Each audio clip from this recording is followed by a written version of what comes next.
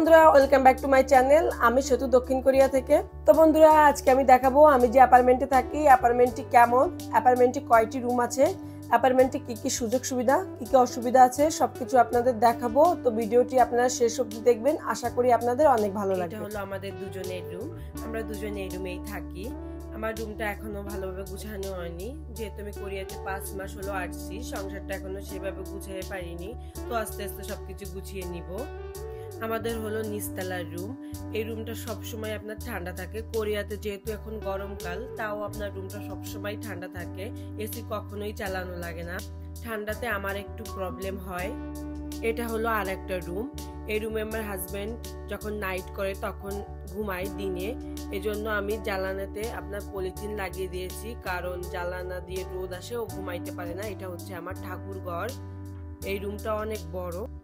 এখানে বসে আমরা খাবার খাই। কোরিয়াতে সাধারণত আপনার নিচে বসেই খাবার খাওয়ার রীতি আছে, কিন্তু আমরা চেয়ার টেবিলেই খাই। এটা হলো ওয়াশরুম। এটা হলো আমার রান্না করার জায়গা। জায়গাটা ভালোই বড়, খারাপ না, কিন্তু একটা সমস্যা, রান্না করলে আপনার ধোঁয়াটা বাইরে বেরোয় না, ঘরের ভিতরেই থাকে। ধোঁয়া বাইরে দেওয়ার জন্য মেশিন দেওয়া আছে, তাও অনেক প্রবলেম হয়।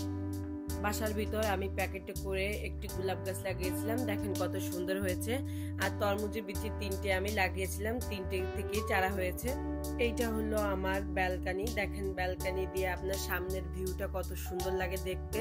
এটা হলো আমার বাসার সামনে পার্কিং জোন, এখানে সবাই গাড়ি পার্কিং করে।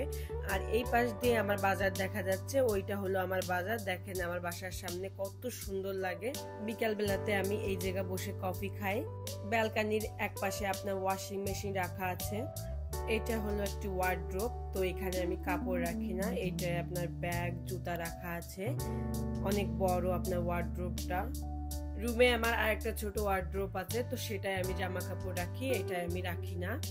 এইটা আমার ফ্রিজটা অনেক বড়। এটা হলো আমার বাসার মেইন গেট, এটা পাসওয়ার্ড দিয়ে খুলতে হয়। আমার অ্যাপার্টমেন্টটি হলো 5 তলা, আমরা নিচতলায় থাকি, সেজন্য আমাদের কষ্টটা কম হয়, কারণ অ্যাপার্টমেন্টে কোনো লিফট নেই।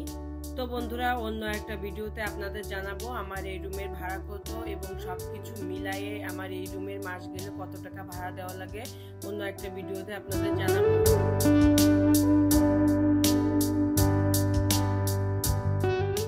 তো বন্ধুরা আমার বাসাটি কেমন লাগছে কমেন্ট করে জানাবেন। ভিডিওটি এখানে শেষ করছি।